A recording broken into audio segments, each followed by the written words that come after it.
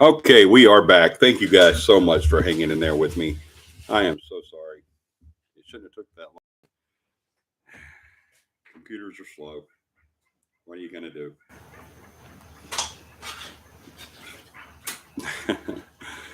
I do appreciate you guys hanging out with me tonight and being patient with me tonight and all that good stuff. Um, no, you have one. Go get yours. Well, can't do it this time. Sorry.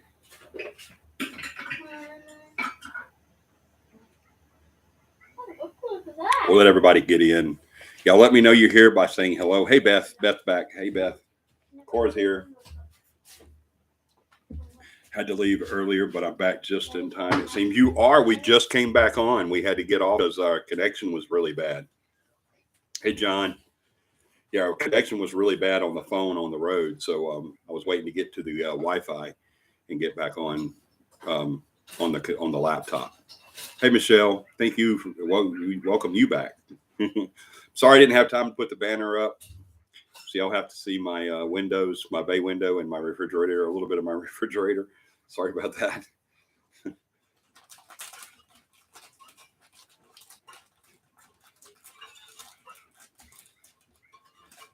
But I am apologizing so much. I'm so sorry. I did not want to be late tonight, so I said I'd come on the phone on the way home, and that just didn't work out really good. It kept going in and out. I kept getting text messages from everybody saying, "Hey, it's not good. You're coming in and out. You're freezing up." So it is what it is.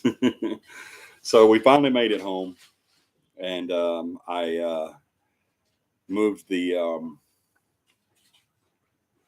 uh, show over to the laptop, and it just takes so long. This laptop is just so slow. It really is. It is so slow. So we even had them turn it on for us before we got here, so I could go straight into it. But yeah, it still didn't. Next time I'll know to tell them to turn it on and go to YouTube because it just didn't work. Still really slow, but it's not as slow as it would have been had they not turned it on. So we're very appreciative of that. Your other personality is here, John. Awesome, cool. Hey, Corey. Corey's back with us. I'm so sorry, y'all, that this took so much time. Half an hour of the first hour of our show got ate up by slow connections and in and outs and all that stuff. And I apologize. I'm sorry for that. I really am.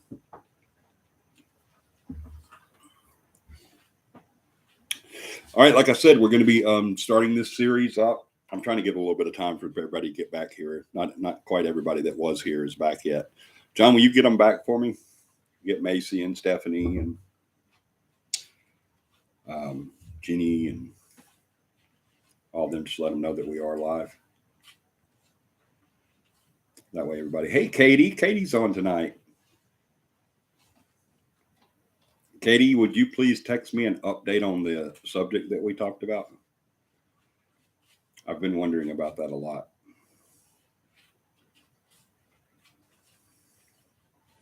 Just give me an update so my mind will quit wandering. um, continue to pray for Katie too, y'all. Absolutely, because they're going through some stuff too that they're having to deal with. So still don't have any updates. Okay, cool. Well, let me know if there's anything else I can do to help in that. All right. I'm 800 plus miles away from you, but I can still do something. I don't know. We can still do something. Is it okay with you if I tell the team what's going on with that? And so maybe because I have some really good researchers on the team. Please let me know if it's okay if I tell the team about what's going on. I won't do it without your permission. Shell says hi and in and out. You got burgers. Nope. No burgers. I wish I did. I wish I had some in and out burgers.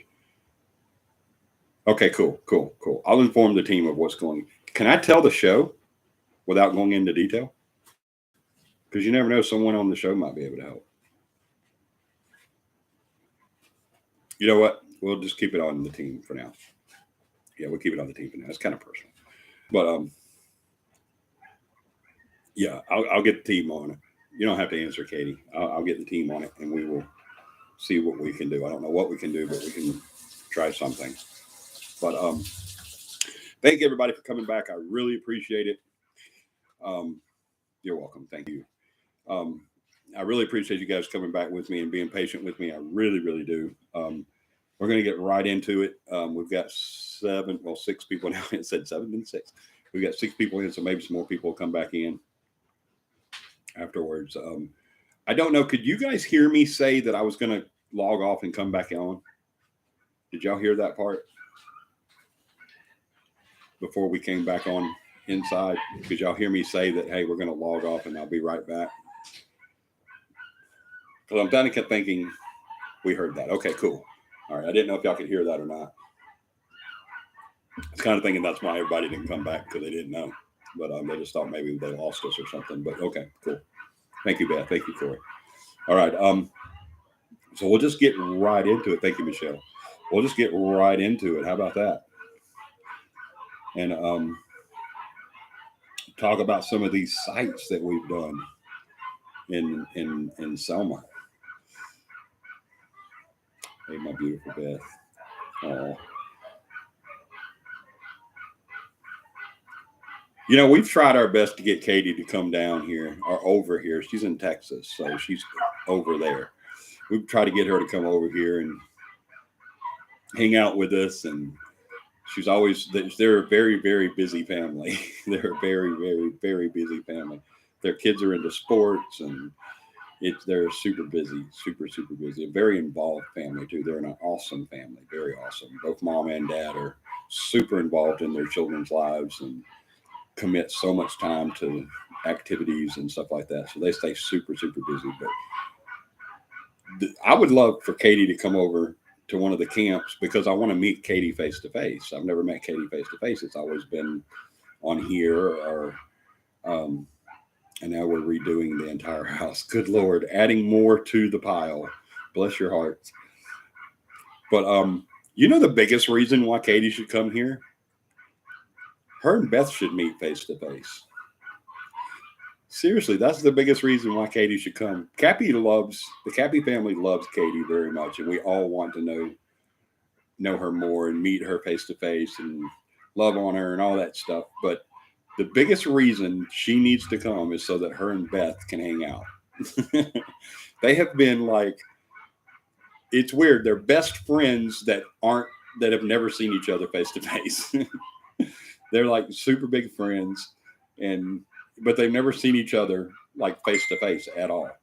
So thank you, John. So that's the biggest reason why Katie needs to come here. It's not just because everybody wants to meet her face to face and hang out with her and her to participate in CAPI camp and all that stuff like that. Her and her family, we want her and her whole family to come. But the biggest reason is because her and Beth have always been really, really close, always like super, super close. And she needs to come here just so that they two can meet face to face, hug each other's necks, and just hang out. That is exactly what needs to happen. It really does. So, Katie, you need to get your butt over here to ease Beth's pain. She longs to meet you face to face, and you long to meet her face to face. We just need to make this happen. I agree. I agree. Both of them agree. One of these years, right? Yep, one of these years. Bless their hearts. They're into travel ball. I think that's their daughter. Their son, I think, does track. And Katie's a full-time mom, and her husband, Nathan, works all the time. And now they're even going to start redoing their entire house, renovating their home. So that's crazy. That is crazy. So you guys are going to hang out there then, right? Katie, you're going to stay where you're at? I know we were talking not long ago about, you guys were talking about moving. So you guys are just going to just stay at that house and just kind of fix it up. That's cool. All right, well, let's get started. Why don't we do that? I've already said that once, so why don't we just do that? We pulled up all the carpet this weekend and started painting. And starting to paint now. Good Lord, bless your hearts. I know how that is. We moved out here, and there was a lot of stuff that we had to do. And this place was in really bad shape when we moved into it, too. Really bad shape. It was really, really, really messy and dirty and nasty in some places. And it took a lot of work. It took a lot of work. And we're still not done. We're still not done doing everything. And on top of everything else, our lawnmower decides that it doesn't want to work anymore. So now we're starting to get jungles outside. So hopefully that's going to be remedied really soon. But we looked at other places. We didn't want to leave our neighborhood location. I completely understand that. The only difference with that is in us is we did want to leave our neighborhood and location. I didn't like my neighborhood at all. It was a nice neighborhood and it was quiet and everybody was cool, but I had enough. But anyway, you guys know the deal, what we're doing. We're wanting to start out. We want to not start out because we started last week, but we want to alternate.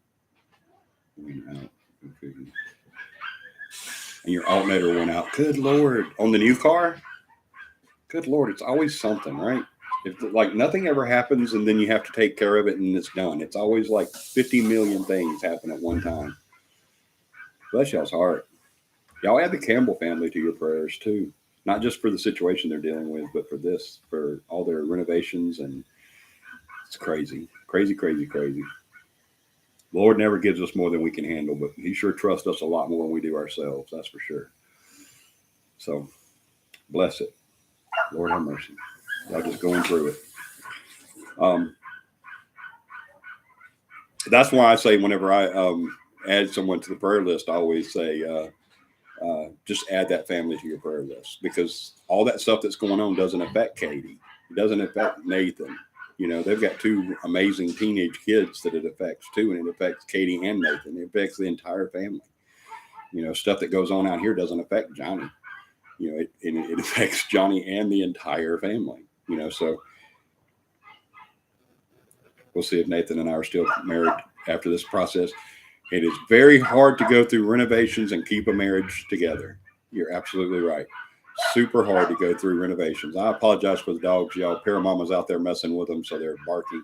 I think she's giving them water and stuff, and they're going to be barking. So they'll chill in a few minutes. But all right, let's get right into it. I know I've said that a lot. We keep getting sidetracked. But a few weeks ago, John came to me. Actually, I posted, I said, hey, what do you guys think we should do? I have a big lizard looking at me right now, a huge bearded lizard looking out the glass at me right now. OCD, right? Hey, buddy. Hey, big boy. Hey. There's a huge lizard looking at me. Y'all, we have a really big bearded lizard. He's huge. And he's looking at me like, why aren't you over here talking to me and feeding me? But y'all know what we're doing. We're John, I said, y'all put it out there. Let me know what you want to talk about on the show. You know, give me some ideas. And John said, I've got an idea that we can run from now until the end of this season. And I said, really? Let's get it right into it. Hey, squirrel, you're right. That's me. That is me. I'll bring Dragon out for the show.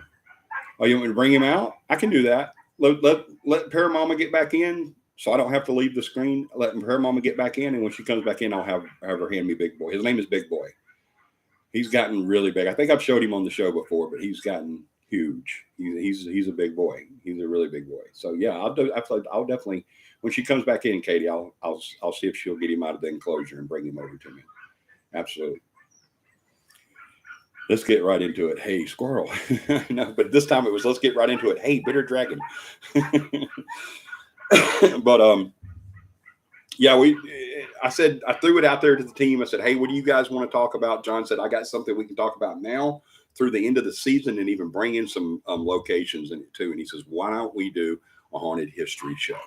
You've done haunted history tours. You've done haunted history speeches. You've done haunted history events. Let's do a haunted history show. And I said, oh my God, Priscilla, hello, welcome aboard. I said, that is an awesome idea, John. I mean, when he said it, I just lit up. I was like, oh my God, why have we not done this?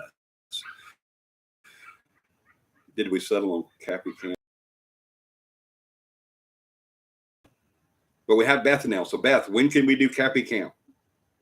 When's the very new CAPI camp?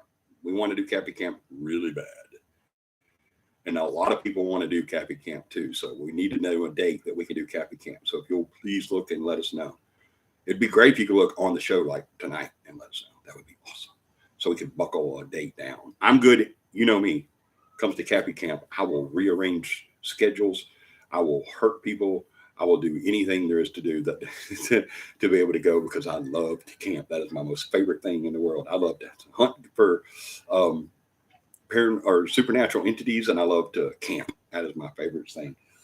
Camping for me is right up there with motorcycles and fighting. I love it. I love it. Love it. Love it. I love to fight, and I love to. I love motorcycles, and I love to camp. So yeah, John suggests September 30th through the 2nd, October 2nd. So let us know, when is a good time, Beth, for us to CAPI camp. Please let us know. All right. So John comes to, yes, John, are you saying yes, that's a good time? Is that what yes, John means? Or are you saying yes, we settled on a date for a CAPI camp? I never know because of the lag. Which one are you answering, Beth? September 30th through the October 2nd is good for CAPI camp, or are you saying did settle on CAPI camp? Because it's been up in the air like crazy the last few weeks.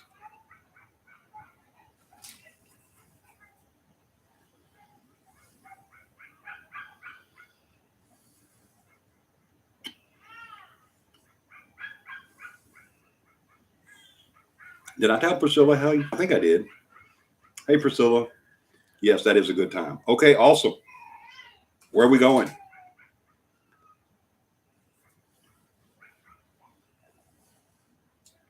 Where do y'all want to go?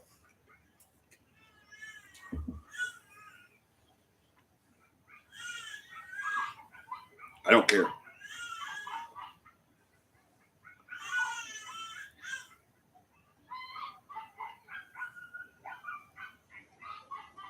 Yes, good time. Okay, so September 30th through the October 2nd is a good time for CAPI camp. Excuse me, where are we going? Where are we going for CAPI camp? Kaimoga? That's good with me. Is that good with everybody else?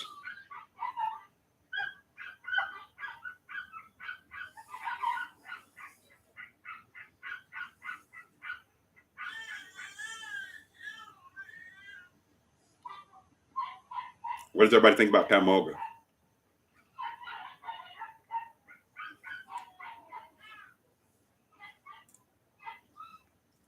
That sound good? I like it. I love Kaimoga. It's beautiful. Sounds good to me.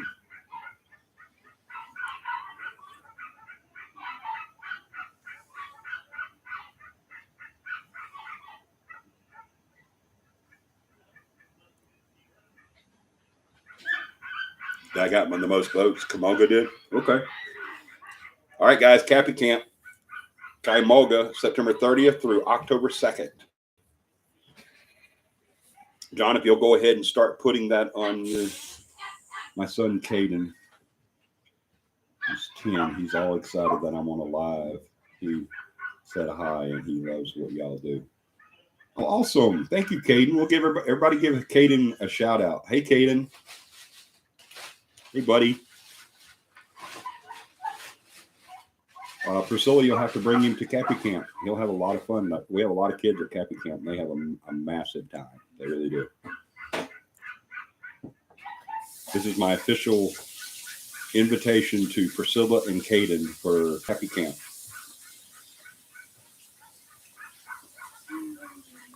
September 30th through October 2nd at Kaimoga. But hey, Caden, that's awesome that you like what we do, that you like the paranormal. I love it whenever young people are excited in the paranormal, because I got into it when I was 8 years old. And I love it whenever we get young people that are excited about it, because that's what I was. I was excited about it. That's why I do what I do now.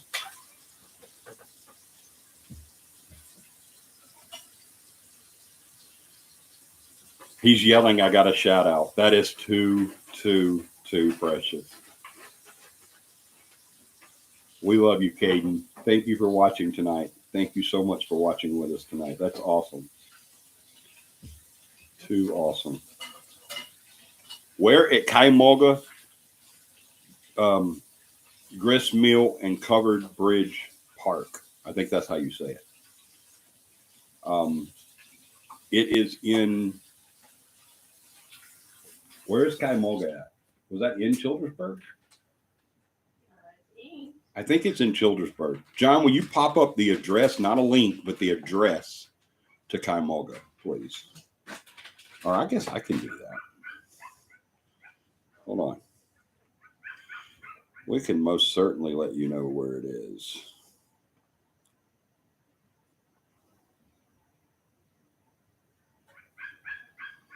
It is, I'm going to put up the address right now. It's 7346. Let me get into the little writing thing. Thank you, John. There he goes. He's quicker than I am. John's my radar. He's always on top of things. 7346 Grist Mill Road, number 180, Alpine, Alabama, 35014. That's 7346 Grist Mill Road, number 180, Alpine Road, 35014. And that is in Childersburg, Alabama. It says Alpine, Alabama, but it's in Childersburg. Beth said it too. She said in Childersburg. It does say Alpine. Oh, you're in Pennsylvania. Oh my goodness. Yeah, that is way too far.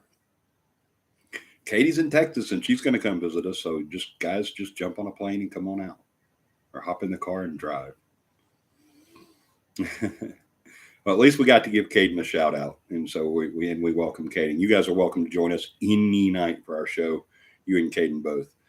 We love the paranormal and we love talking about the paranormal. So he'll like it if he likes what we do. If he likes the paranormal, he'll like the show. But anyway, so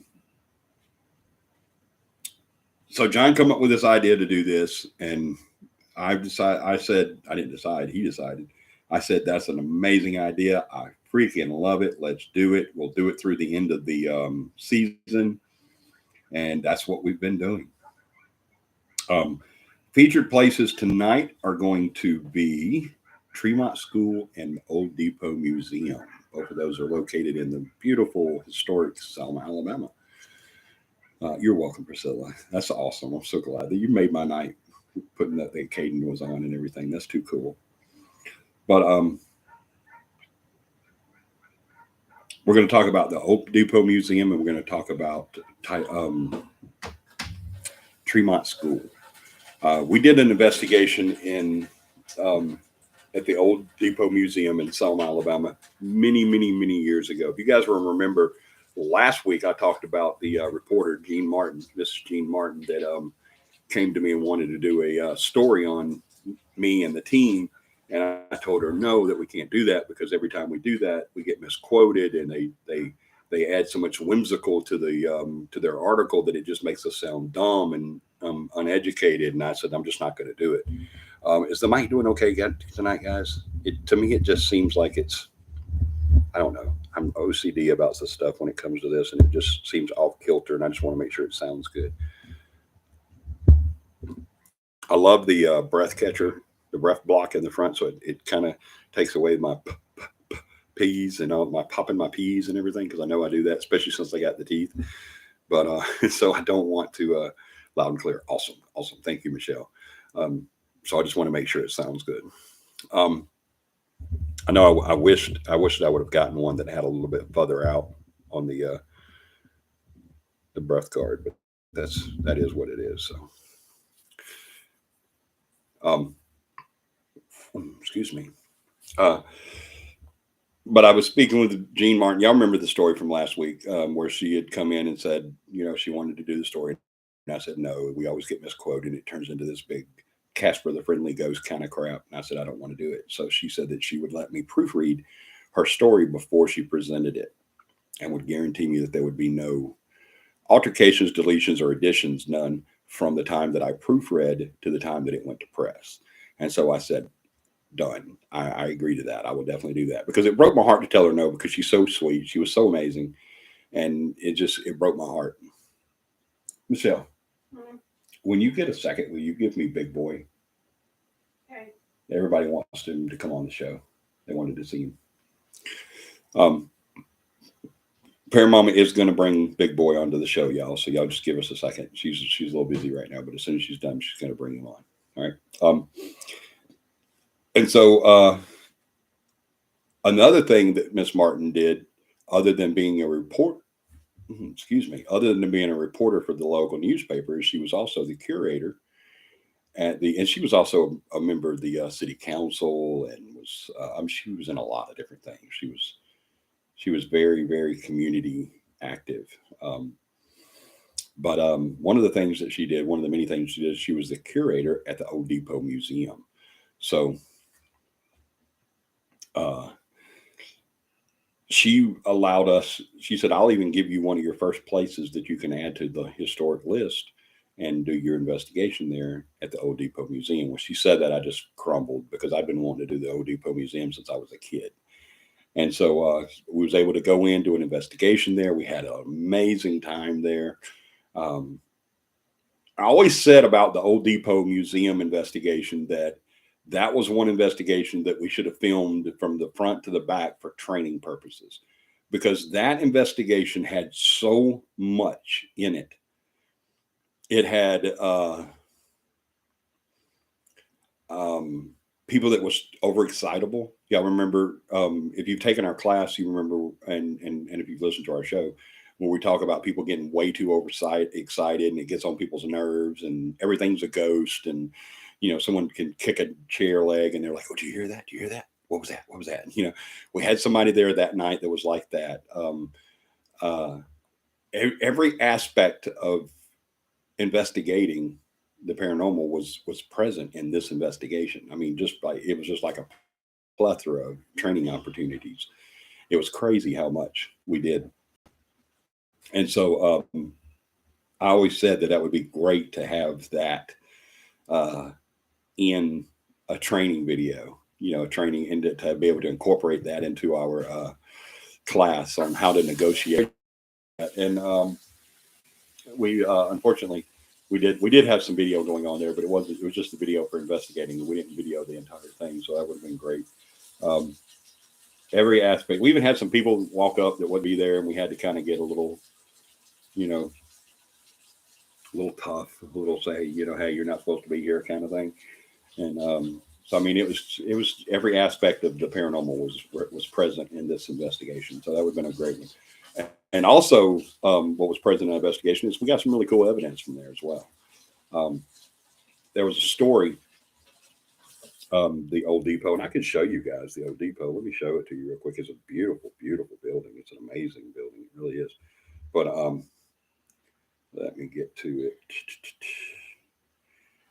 Yeah, here it is. Um, it was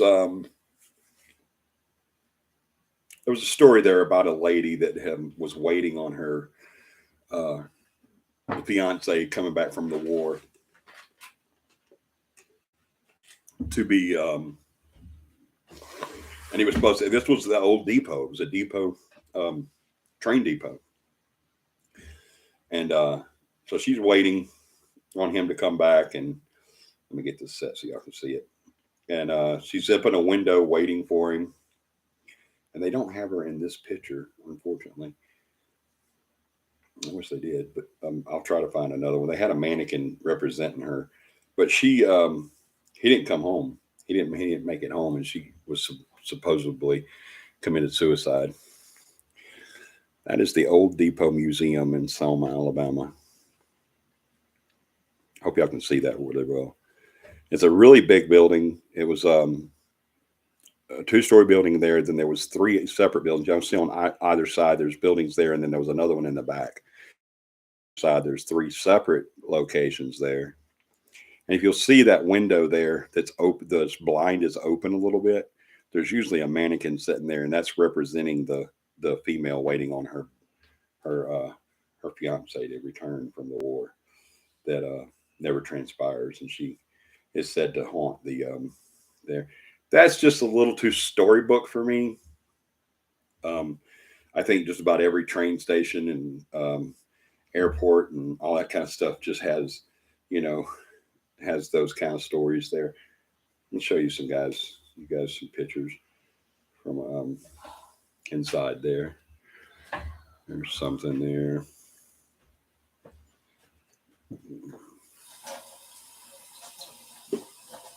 It's an old register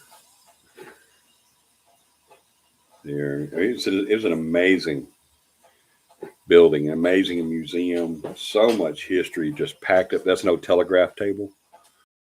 Remember, they would do the Morse code. That's what that is. I want to show y'all something that I actually donated to this museum.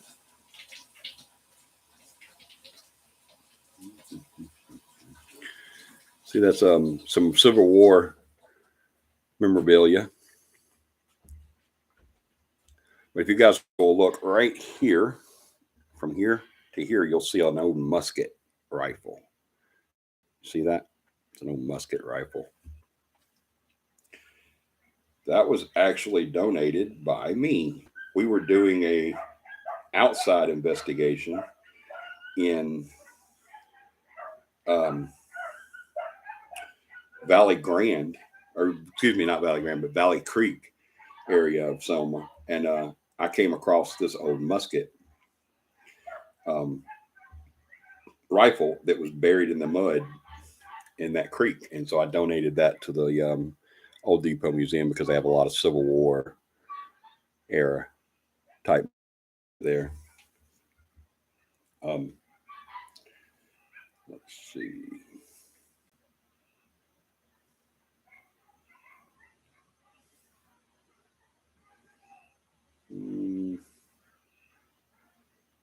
Nothing else. They have a really nice section on Martin Luther King Jr. in his time in Selma. On that, but it's just an amazing place. It really is. It's an amazing place to visit, to be. If you have a chance to go to Selma, and be careful, definitely be careful. But if you have a chance to go to Selma, Alabama, and check out the Old Depot Museum, please do go check it out. It's an amazing museum. From what I understand, it is still open. John just popped up the link to the old museum there. So you guys definitely go check it out. It is an amazing place. It's very beautiful. It'll give you the history on it and everything. John just popped up a link to it that will give you history on it. And I believe it was around late 1800s. But we did get EVPs. I don't remember the EVPs exactly, but we did get some EVPs from that investigation. I think we got a couple of photographs and some videos from that investigation. It was an amazing investigation. We had so much fun visiting them there. And it was really our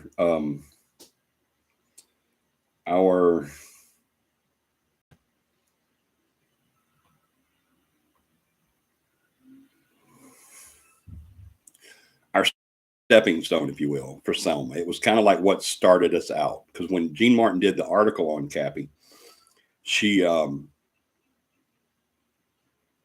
opened a lot of people. I remember I told you guys last week when we were talking about our first experience in Selma, was that a lot of people didn't like the paranormal or anybody that dealt in it or anything like that, because you had the old Baptists there, and plus you had the people that had already gotten bitten from people doing some fraudulent, investigations and faking evidence and stuff like that. So it was to get in there. But after that article, it really started opening up for us. And then when we did the Old Depot Museum, word of mouth started getting around, and then all the other museums wanted us to come, and then all the other homes in Old Town wanted us to come, and it just blew up from there. And that's really what started the whole haunted history tours that we did in Selma for a long, long, long time. What's wrong? Just a deep thought. Okay. Are you going to hand me him? Mm-hmm. Okay. And so it's kind of a stepping stone for us. And so we enjoyed it. We, let's see if I can find the other one. Yep, here it is. Got a lot of evidence from it. We used that one as a training investigation because we had a lot of new people on the team at that point. And so we were able to get in there, get the investigation done, start the tours, and then it just blew up for us from there. Everybody said, okay, well, this team is not like most teams. This team is not like the team that was here before. This team is not going to lie to us. This team's not going to falsify evidence, even when we want them to, because we had a lot of places that was banking on it being haunted, which we'll talk about. Absolutely. There's later in the series when we get to places like Brownstone Manor, King's Mill, and stuff like that, where people wanted us to fake evidence and say, this happened and this happened and this happened, and when it really didn't. And so we wouldn't do it. So people started saying, okay, CAPI's legit. CAPI's the real. They're not just out there to get a press release or anything like that. They're out there to do, what they're supposed to do. And so that's what we did, and that's what we continue to do today. Still, modern day, we run into times that people want us to, want it to be more than what it actually is. I got a phone call that just the other day that I did not submit to our case manager because it wasn't worth submitting. It was just somebody off the rocker wanting some attention and stuff like that. So we just don't do it. I mean, we're not about that. We're not that team. We're not the team that does stuff like that just to get our name out or to get. So that's one thing we don't need. People call us all the time. I get calls constantly. Right after I got off the phone with that one, look at that. Right after I got the phone with that call, another legit call came in. Is he biting you? He thought he was going to eat, I guess. Okay. There's Big Boy, y'all. Calm down. Calm down. It's okay, buddy. It's okay. It's okay. It's okay.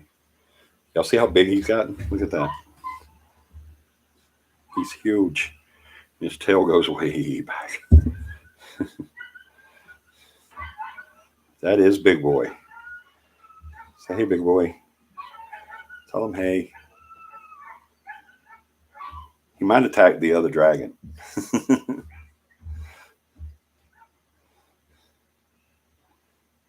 He's puffing a little bit, so he might not know what's going on. He's like, I'm not so sure about this, but he is a big guy. He was. I could hold him. I can still hold him in one hand, obviously, because he's so lean. But used to be he didn't really come very much past my. He's starting to shed too, man. Did you see his tail? Yeah. He used to didn't come much past my forearm. Now he goes way past my forearm. That is Big Boy. John says he is huge. He really is. He's a big boy. That's his name too, is Big Boy.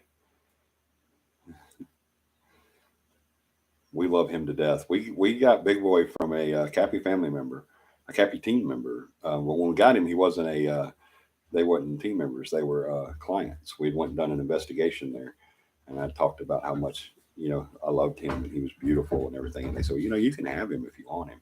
So I called Paramama and said, do you want a bearded dragon? And she was like, she didn't even think it. She was like, yeah. It wasn't, well, I don't know. What's he look like? What does he eat? What is all this? No, he looks very healthy. He is very healthy. But,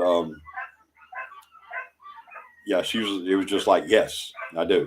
No questions about it. So, yeah, well, they gave him to us and we brought him home, and he's been a member of our family ever since. And we love him dearly. He is our baby. He lives inside with us. He has a enclosure here in the kitchen, and he sits in there and rules the roost, basically. Thinks he's in charge. But he is a gentle giant. He's not aggressive. Y'all seen him. I don't know if you saw it earlier, but whenever Paramama first brought him over, he was starting to bite at her. He was putting his tongue out. They don't really bite with their lips. They use their tongue. Paralizard. John said paralizard. But he was doing that. But it's not a lizard, it's a dragon. But he was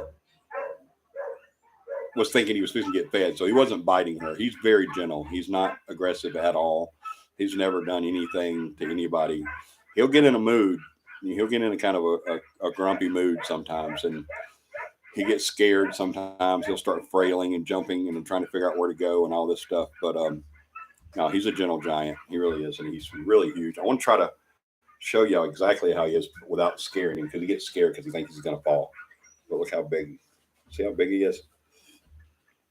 You can really get a good look at it there. He is huge. He is a big boy. John said, "Pair of dragon den." Like, this is what he was trying to do. He's super scared. He's probably not. It's like, I don't know.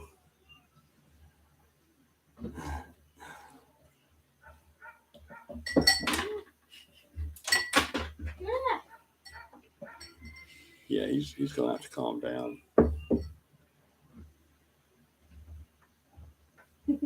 He loves cricket, so he usually would just chomp that right in, but he's a little nervous now. Let's spin him up so he gets too stressed.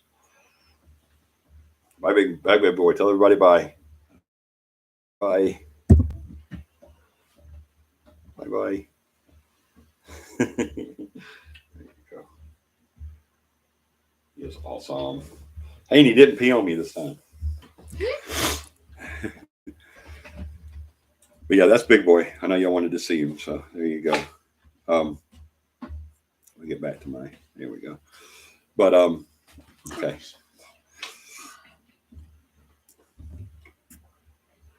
That's why that's how we got started, is by doing that. There. Another place that we did was, y'all look that up. The museum there. And if, like I said, if you're ever over in Selma Wake, definitely go visit them. I don't know who's the curator there now. It used to be the lady I was speaking of, Jean Martin. She's passed on quite a number of years ago. She passed on, but y'all definitely go check it out. It's an amazing place to go to. It's a super interesting and well stocked museum. You won't regret going. I promise you. I think there's a little charge. It's not much. It's very minimal. They don't get their money from people coming to visit or anything like that. So it's not super expensive. So y'all go check that out, and you'll see one of the places. But we're going to actually take you there too. We're actually going to go to the ODPO Museum and to several places in Selma. That Sturtevant Hall, like we looked at last week, and the Smitherman Building, like we looked at, the John Parker Home, ODPO, the Old Tremont School. Different places. Segue right into that. The Old Depot School. It was the Selma High School around 1913, I believe. It's a 25,000 square foot structure. It has 2 full floors with above the ground, so it's a 3-story building. It has a full basement to it.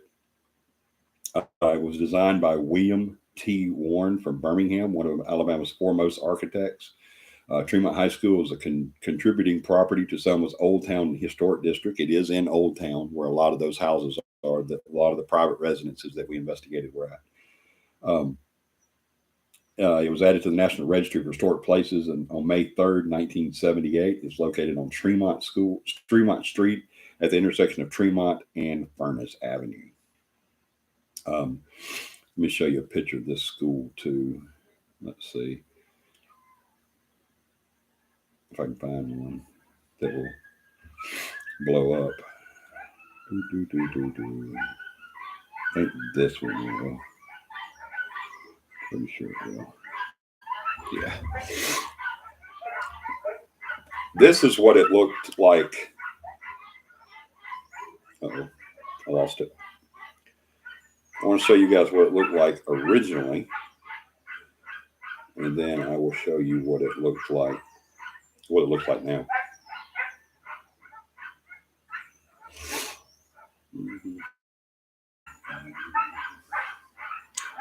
Let's get it open. There we go. Get all that off of there. That was the school originally back in 1913. And then this is what it looks like.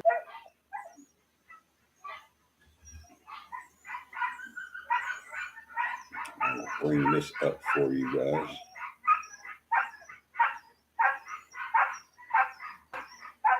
Much larger now. There we go. Huge building. Y'all can imagine we had a lot of investigators for this particular investigation. This is the investigation that I've talked about on the show before, that I actually chased an entity up the stairway. I was in the hallway of this door right here in the front there. I was in that hallway adjacent to that door, and I actually chased an entity down the hallway this direction from here that way on the inside to a staircase, to a stairwell, and it ran upstairs and past a room that had a couple other investigators in there. And that was a really interesting investigation. We did get evidence from that one as well. Had a lot of fun there. It was really big. I love it whenever the site is really big. You know what I mean? When you have to have more than just a few investigators, you know. I like it when it's real big. And you can go in teams, you know, and in waves and everything, and it's just amazing. I love it.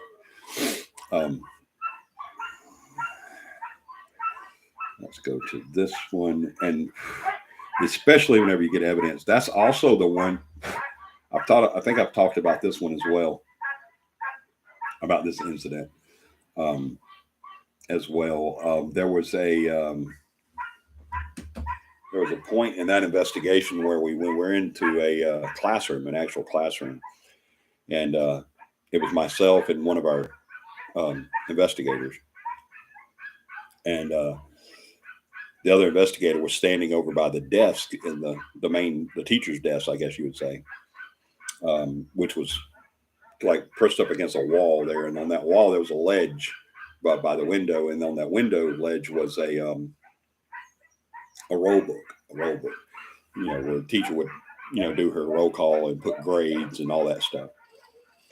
And we're standing there looking at it, and this investigator turns to me and he says, "You know, I went to this school." He was a really old guy. He said, "Did you really?" And he said, "Yeah." He said, "I was actually a student here for many years." And I said, "Wow, I did not know that." And he says, "I actually think this is one of my classrooms." And I said, "Well, check out in the book there and see if you see yourself in the book, see if you see your name in the book." The book that he had was a year that he did not go there, that he wasn't there at that time. I think he had already passed that grade and moved to another school or whatever, or another grade or anything. So he didn't find himself in the book, but he said, "I do remember this teacher that, you know, that her name was in the book." He said, "I do remember her, and I do remember being part of this class." And I said, "That is just awesome." I said, "Why don't you ask her, you know, ask if, you know, she's still there, and say, you know, say who you are and everything." And so he asked a few questions like who he was and if she knew who he was, and if she remembered him, and, you know, stuff like that. And then up to this point, he had not said his name out loud. He just said, you know, "Do you know who I am? I used to be in the school." He was kind of saying, quizzing basically, "Yeah, do you know who I am?" You know, kind of thing. And so then he said his name. I don't have permission to talk about him personally, so I'm not going to say his name. He's just an investigator that used to be on our team. But he basically said his name. He said his name out loud, and there was a tremendous spirit rush that was not only felt by him, but also by myself. And our case manager was coming up the hallway about that time, coming towards that room to ask me a question. So she had stepped in the doorway just before or just after he had said his name out loud, and had that spirit rush that went past him and past me, and actually blew my shirt. You can see my shirt like that. And so she's basically stepping into the doorway at the time of him, or just after, seconds afterwards. And as I turned to look in the direction, I wasn't looking in her direction because I didn't even know she was walking up at that. Turning to look in the direction that the spirit rush went, because I wanted to see if I saw an entity attached to it. So he says his name out loud and says, "Do you remember me?" kind of thing. And spirit rush goes past him, goes past me. I was probably 5 or 6 feet from him whenever he said it. and it goes past him, goes past me. I look in the direction that it was going in towards the door of the classroom. Just as I'm looking there, the case manager stepped into the doorway, and you could actually, she had long flowing hair, and you could actually see her hair go like that. And she's just like, whoa, what the heck just happened? Kind of thing. She's like, why did there so much wind come out of here? And we told her what it was, what had just happened. And she was freaked out. It freaked her out pretty big. She was like, holy crap. So uh, it was a really interesting moment in that investigation that we were able to experience that. Now that did turn into a piece of evidence called personal experience, because everybody experienced it one time and we were all able to. And an EVP from there that turned out to be a fan blade. I think I've talked about that on here before. Um, we also had a picture on a box that turned out not to be what we thought it was. It looked like a face, but then it turned out to be a reflection off of a cardboard box, a shipping label on a cardboard box. Paragon. There you go. I like that. But so it was a lot of fun doing that investigation. We really needed more than one night there. We really needed probably a couple of nights there. We were unable to get that, unfortunately. That was, I think, the only reason we were able to investigate that particular location, Tremont School, is because of who we were. Because we had already established a reputation and a stance in the community, and everyone knew us, and everyone talked about us and said, "Oh, this is CAPI, this is awesome," and it was.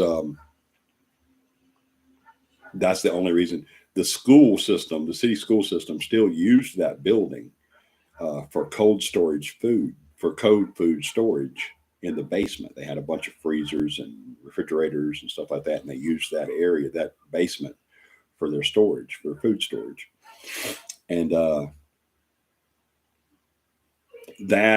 it was really dilapidated. There was big holes. That's the school, the building that I also talked about on here, where I almost fell through 2 stories.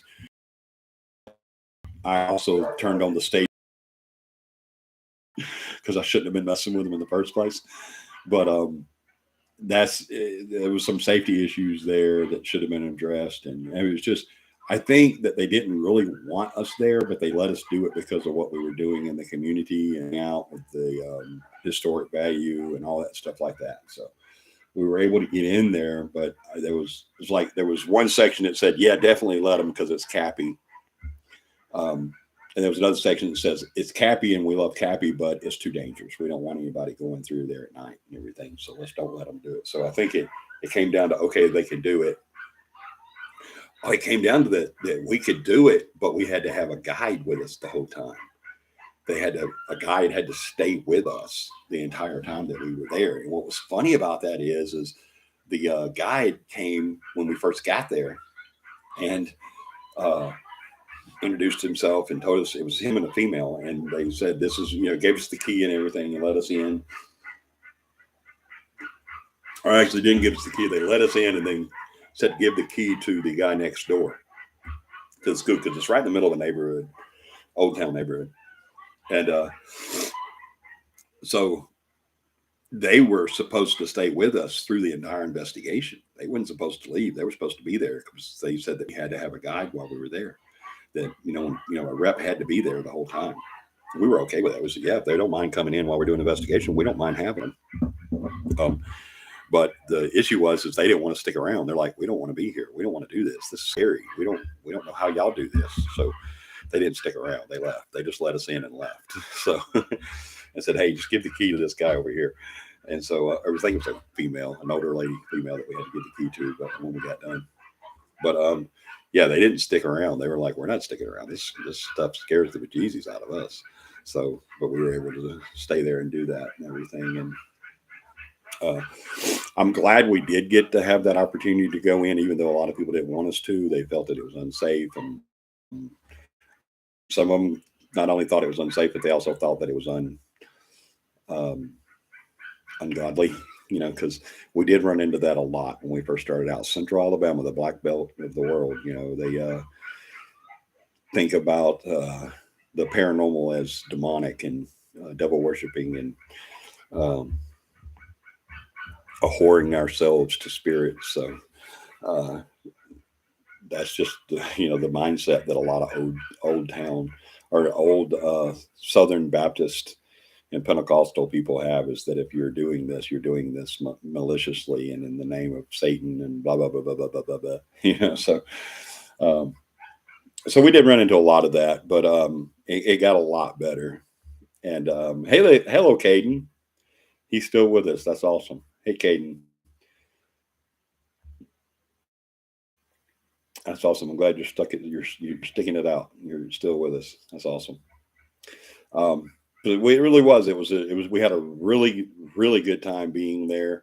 Got a lot of evidence from it. It got a lot of personal experiences. Like I said, I chased that entity straight up the stairs and down the hall to the room that the two investigators were in.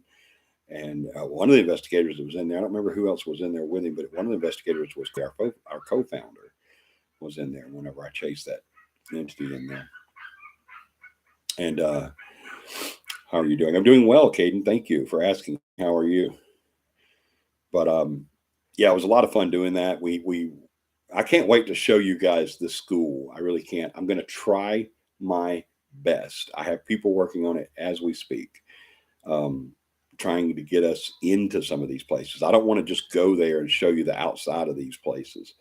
I want to go there and show you the inside. I want to show you what we did and where we went and how we did it and all that stuff.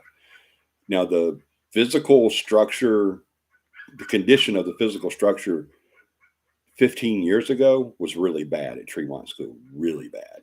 Like I said, I almost fell 2 stories through a hole and almost burnt the place down whenever I hit a switch on the stage and turned the lights on and all the sparks went everywhere. So all of this is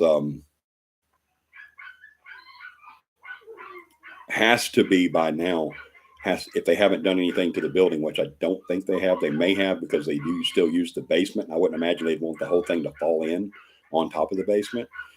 So maybe they have done some work, but if they haven't done any work in 15 years since we've been there when it was in really bad shape, then it's in super bad shape now. So I don't know safety wise if they'll um, let me enter there. So we'll just have to figure that out and see how it goes. But the places that we can go to and get inside, we're going to do our best for that. I have an amazing media manager, and she's working on that, on getting us into some of these places so we can do some shows there. Not just for this series here that we're on now, but also for some other projects we have going on. Excuse me. I don't have a cough button. I'm sorry. I need one. But having the opportunity to talk about these places is amazing. But when we get to actually take you there and show you these structures and show you what we did and what we went through to get in there and what we went through to investigate and everything that happened for these different um, experiences, I think it's just going to be amazing for the series, for this particular series. It's just going to do everything that we want it to do, and that's really what I'm looking forward to. If worst case scenario, we'll at least show you the places. They can keep us out of them, but they can't keep us around them. So we'll still be able to show you these different buildings in um, live view. Now the shows won't be live on location. Some of them may be, but most of the shows won't be live. They'll be pre-recorded. But you can still ask questions like we do now. Awesome. Good. I'm glad to hear it, Caden. Um, like we do now, you guys ask questions all the time on here because it's alive and I see it real time and I can answer the questions as soon as you ask. Only difference is I'm not going to answer them as soon as you ask. You ask the question, but we do keep up with the questions on our lives, all right? Because our large number of viewers on lives are not during the show; they're after the show has aired. because YouTube just keeps cataloging these things and cataloging them, and hey, no matter how many you do, they're always there. And so people go back and watch these shows. I get comments all the time from shows that I did a year ago or 2 years ago, and that's awesome. I'm glad, because that means people are still interested in that topic, And so I do still keep up. I get a notification right here on my phone every time someone asks a question on the shows. I don't always get those notifications um, right away. Sometimes they're, because it sends it to me in an email, and sometimes I don't get it. But I do go back and answer them. So if you have any questions on any of our shows that we do here in this series that are not live, feel free to ask. Okay, and if you don't get an answer, you can always come on one of the live shows and say, "Hey, I asked you a question about so and so or this site or whatever last week when you aired your that show at Tremont, excuse me, and you never answered me. All right, call me out. I don't have a problem with that. I have absolutely no problem with that. Maybe we can get some video from Kamoga. Not maybe, but we will get some video from Kamoga. Absolutely, we will. But yeah, we will definitely come back and answer those questions for you. And if, like I said, if I don't see them and I don't answer you before the next live event, for the next live show, um, call me out. Say, hey, you didn't answer me. You said you would answer me, and you didn't answer me. I'll be more than happy. I'll say, oh, I'll either tell you to ask your question again, or I'll go back and look at that show right then and find your answer, and answer it for you right then. So y'all do that for me. If I don't answer you, call me out, and I will definitely answer you. I don't have a problem with that whatsoever, because um, we don't get paid for the paranormal. We get paid for our full time jobs. Everybody on our team has full time jobs, and that's what we do for a living. That's how we provide for our families and everything, because we don't get paid for this. We'll never get paid for the paranormal, because that's not why we do it. We don't do it for money. God knows we don't do it for money. We do it. We spend a lot of money, but we don't we don't actually do it for the money. It's like golf. If an unprofessional golf, it's something that you fall in love with and you want to do, and you're going to pay a lot of money to do it, but you won't ever get any money out of it. And that's the way the paranormal is too. Unfortunately, there are some teams out there that are making a pretty decent living doing this. Unfortunately, they're out there. I think they're trash. I think they're scum. Um, I've been called out on different groups for saying that, because they say, well, not everybody has these means to do stuff. We don't have, money to where we can go and travel to these different places 2, 3, 4 hours away, and investigations and stuff. And I'm always like, okay, well, don't go then. We have an investigation coming up pretty soon in Dothan, Alabama. I have investigators in North Alabama. Dothan is almost to the beach. South Alabama, it's really close to the beach. This would be over 3 hour drive one way for for several of my team members. What happens whenever we do that? What happens? Let's say Beth and Tom. I think they're the furthest north that we have right now is Beth and Tom. They're in Childersburg. So if they're all the way up in Childersburg and we have an investigation in Foley or Dothan or Mobile or somewhere like that, what happens to Beth? How do they make this? How do they afford and have time and the means and everything? How do they do that? How do they deal with having to go 3 hours, over 3 hours one way? To a 6 or 7 hour total drive time for this one investigation. How do they deal with it? A lot of times they either, if they have everything's in line and the planets are in sync and everything, they go. They just do it. But a lot of times they just say, hey, we're bowing out of this one. It's as simple as that. That's what I tell teams when they say, well, if we didn't charge our clients gas money, how would we get there? You don't go. We get requests for investigations all the time. They're too far for us to go. And what we do is we find them a team, which is getting harder and harder to do. But we try to find that person a team that can go there, that's closer to them. We try to vet a team that shares at least something close to our values and won't charge them money and stuff like that. That's what we do. We do that a lot. Ask Beth. Trust me, she'll tell you. She's our case study. She's our case manager, and she does an amazing job at it. And there's a lot of times she'll call me up or text me and say, "Hey, this one is here, here, and here. I don't think we're going to be able to do that." And or she'll text the team and say, "Is anybody going to be able to make it to this one? It's look how far it is." And we always say, "Yeah." So not always. Some of like this last time, I said, "Yeah, I can go. I can make that happen." Um, but like this one, they can't go. It's just too far. And we said something about, well, we can all carpool. And so that's another way you can do it. It's just everybody get together instead of one person paying $150 in gas. You got 7, 8 people that can pay, a seventh of that or an eighth of that, each. And so, excuse me, um, if you don't have the means to go to an investigation, you simply don't go.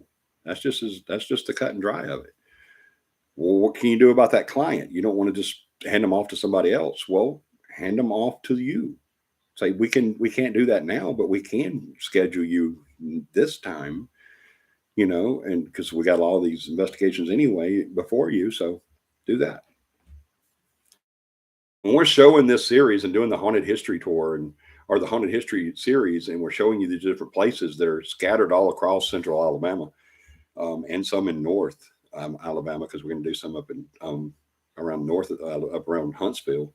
Um, when we show you all these different places that we go to and investigate and the historic value of them and all that stuff like that, we're not saying jump in your car and go run and go there. If you have the means to do that, please do, because you won't regret it. Every place that we're going to show you in the series is an amazing location. It really is.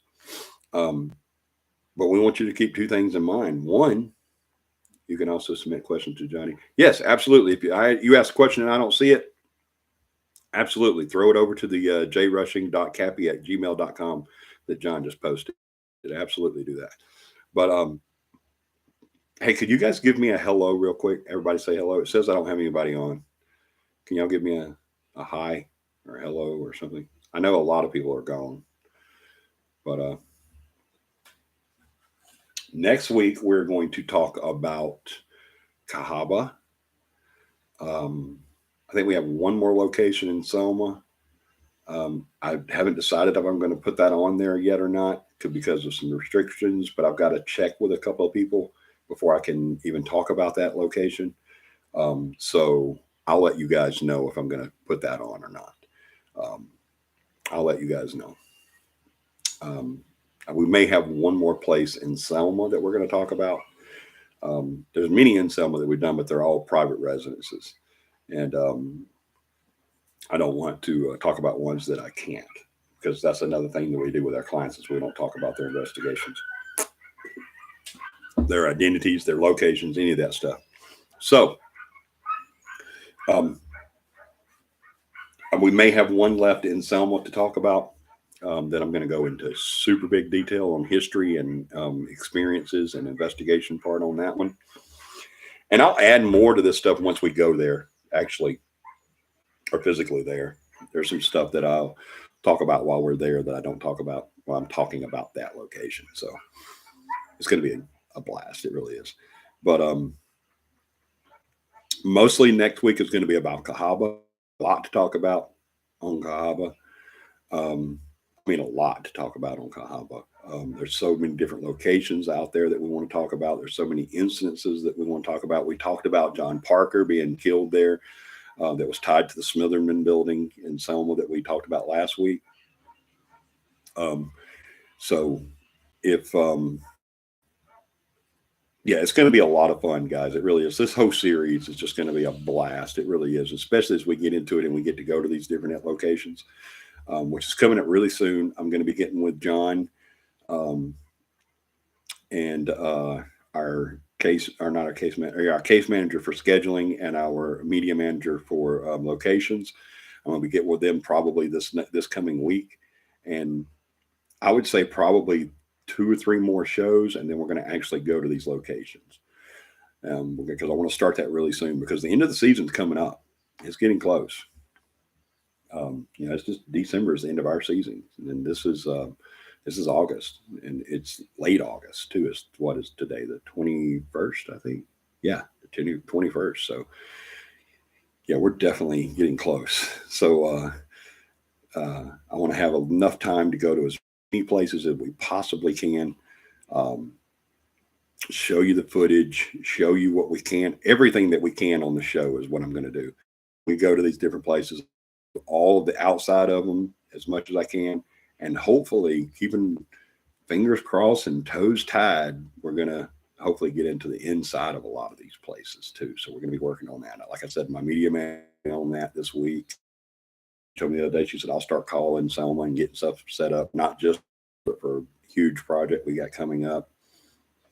Um, so yeah, it's going to be an amazing series. I think this may even carry on. We may leave a cliffhanger and carry it on into next season. Who knows?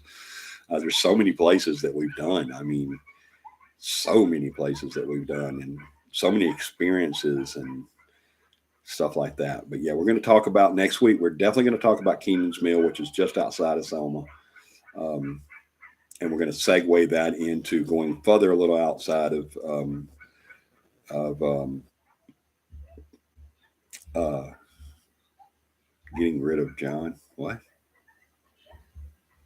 Oh, John's been drinking again. Did I miss the memo? What are you talking about? No one said anything about getting rid of John. I said getting with John. If you'll clean your once in a while. Goofy self. I said I'm gonna be getting with John and Stephanie, our media manager, and he said getting rid of John. Yeah, we may need to get him some Q-tips. That he does that just to mess with me. But oh, I see where he put up there about the camp too. If you guys want to go to camp, get with him. Um, September 30th through October 2nd, John, or 31st. Let me see. We'll go back. Pop the dates up there again, John, if you would, please. Kaimoga, Grist Mill, and Covered Bridge Park in Childersburg, Alabama. It's in an envelope going there will say Alpine, Alabama, but it's actually in Childersburg. Yeah, get with John if you want to go on the camping trip. Definitely get with him before, um, way before, so that he can talk to you about what is required, what you need, if you want to take the class, if you want to help bring food or anything like that. All right, so definitely get with him if you want to go on to the camping trip, um, because he is the coordinator for that. Cappy Camp is John's baby. He came up with it. It was his idea. Um, I'd say pretty much everything about Cappy Camp, every aspect of Cappy Camp came from John. I mean, I mean, we've tweaked it over the years, but he's done. He came up with it. It was sound like you said you're getting. I know it sounded like that. I told you you got to clean your ears out once in a while, man. Gosh, me and your wife would be really, really happy if you would clean out your ears so that you would listen and hear what is being said. Put up the date for me if you would, buddy. He probably already has, but there's a lag. But yeah, we're going to talk about Grist Mill Park, not Grist Mill, Kennings Mill Park. Um, we're going to talk about maybe another place in Selma. I haven't quite decided yet. But we may be talking about one other place in Selma. I've got to get permission before I do that. Um, and September 30th through October 2nd. Yep, I had it right. Is that Friday, Saturday, and Sunday? No. How can that be, John? Let's see.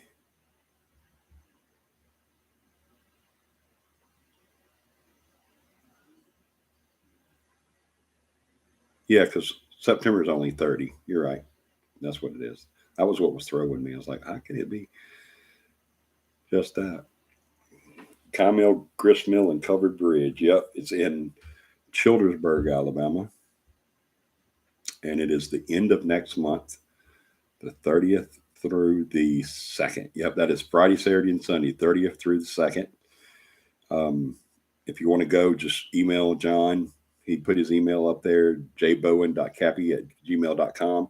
If you want to go to Cappy Camp and you come to Cappy Camp, there's no excuse why you can't come to Cappy Camp. None, because we will cover it. I promise you. People try that to me all the time. Like, well, I don't have camping gear. I've said, I got you covered. Well, I don't have, I have camping gear, but my dog destroyed my tent. I got you covered. I got a tent you can borrow. No problem. Well, we really don't have any money for food right now. Got you covered. No problem. That was no problem. Got you. We got food. You never leave Cappy Camp hungry. I promise you. We eat the whole time we're there. We're cooking. I promise you. Well, I don't really, have a vehicle right now, or I do have a vehicle. I don't have the gas. Okay, I got you covered. I can come by and get you. No problem. Or one of us can come by and get you, depending on where you live. There's no excuse why you can't come to Cappy Camp. Well, I want to, but I really can't afford the fees, and I want to take the class, but that's too expensive. We can work with that. Not a problem. Well, there's a fee for my tent. I don't know if I can handle that. I'll cover it. You have no excuse not to come to Cappy Camp. Caden and his mom may have a little excuse because they're in Pennsylvania. That might be a pretty good reason. Like Katie is in Texas. That might be a pretty good reason. But still, those roads that lead from where I am right now all the way to Caden and his mom's house. I keep saying his mom because I can't remember her name. I'm so sorry. I have the worst memory in the world. Let me go find out her name. I don't think she's on anymore anyway, so it doesn't matter.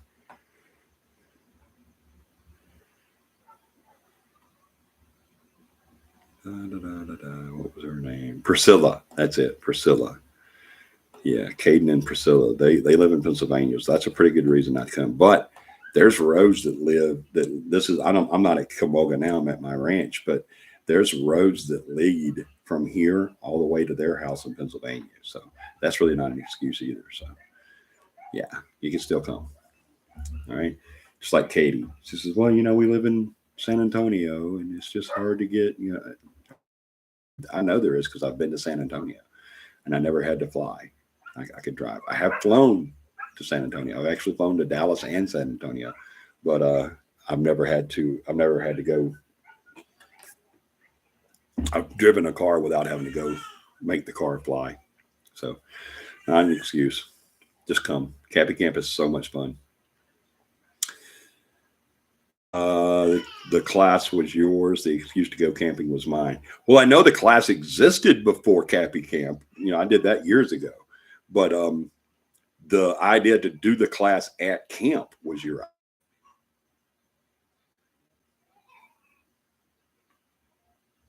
Mine and Shell's 17-year anniversary is September 3rd. Awesome. We could do like a little anniversary thing for you guys. How's to the yeah? That is too awesome. We've gone on investigations. We've gone on Cappy Camps when it's people's birthday, and we'll have like cake and stuff.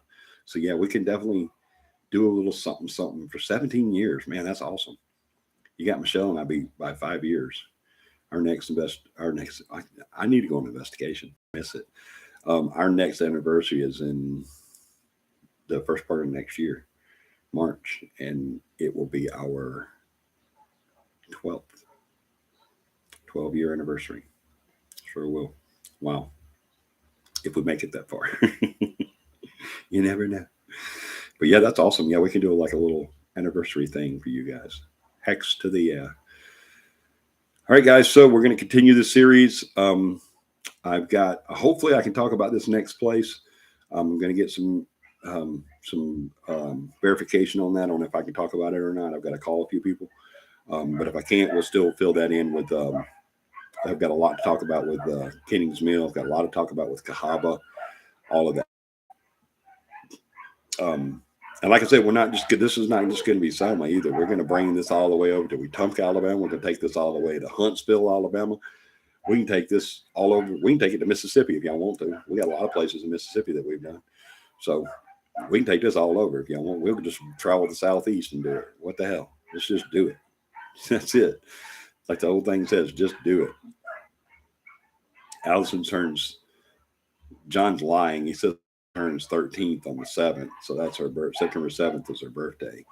Well, that'll be pretty close. We could do like a little birthday thing for her too. That'd be cool. Have a little cake and everything if they come. That is. But yeah, he she doesn't really turn 13. He's lying about that, guys. He's told me stuff like that before, and there's no way that she's that old. There's no way she's 13. Not possible. He likes to do that to make me feel old, I guess. So sorry about the dog, y'all. We're fixing to cut anyway, but definitely join us next week. Hopefully I can talk about this place because I really want to talk about it. There's a lot of stuff that happened there. Oh my God, a lot of stuff that happened there. It was one of the best investigations I've ever been on. In 42 years, that was one of the best investigations I've ever been involved in. Literally. It was amazing. So hopefully I'll get permission. I'm pretty sure I can, but hopefully I get permission that we can we are trying to get some of our con friends to come to camp. Awesome. Get all your con friends to come to camp. I don't care how many people come to camp. We can have 5,000 people at camp. I don't care.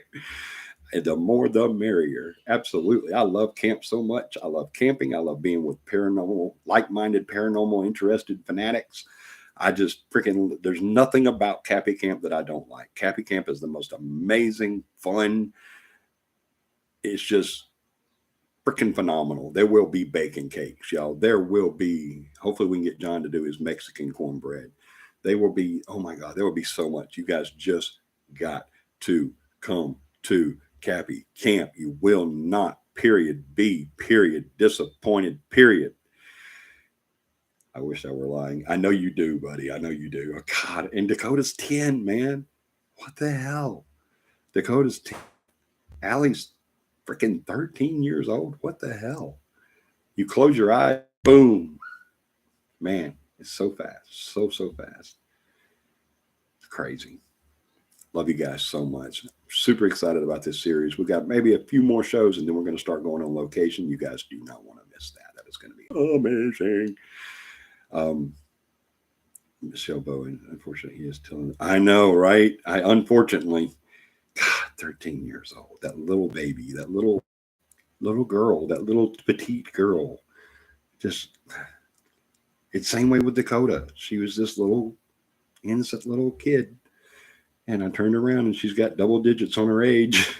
What the hell? What happened?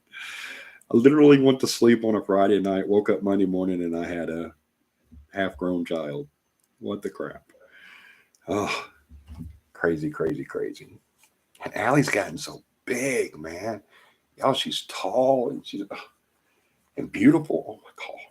The girl's so pretty. John and Michelle are going to be, 13 is nothing. 15, 16, 17. I really believe John's going to call me to ask me to help him hide a body. I really do. I think he's going to call me up and I'm going to say hello. And it's going to be him and on the phone saying, "Wanna hide a body?" She's as tall as me. I know. I saw that at Magic City Con, Michelle. Oh my gosh, it's crazy. But yeah, I'm telling you, John is going to call me in a few years and say, "Dude, can you please help me hide this body?" I'm like, "Yeah, no problem." I'll be that guy that says, "Whose car we're taking?" Love you guys so much. I'm super excited about this series. I want you guys to be excited about it too. Didn't get to finish watching tonight, which obviously a lot of the team didn't. Then I'm just playing. It gets late. It really does. But and it is Sunday night. But if you didn't get to finish watching or didn't get to see it at all tonight, watch us later. Keep this series. Save all the videos for this series. I promise you, you won't regret it. I've been saving these videos on my, not the CAPI YouTube, but on my YouTube. I'm sub to CAPI, obviously. And so I save all these videos. There's some videos I save that I like. And with this series, I'm definitely going to save them all because I want to go back to it a bunch. I love you guys so much. We're going to have so much fun between now and the end of the season. And it's going to be 5'4" and size 11 shoe. Maybe John won't be calling me to say, "Hey, you want to hide a body?" He will, but it won't be because he killed him. It'll be because Allie killed him. Mom, he put his hand on my leg and I ended his life. I'm sorry. He grabbed my knee and I grabbed his esophagus. I'm sorry. She's going to be like Dakota. She ain't going to take no crap. She's going to come home with blood on her. You'll be like, oh my God, what did he do to you? Bled on me? Can you believe that? Little punk. He seems like such a gentleman, then he bled on me.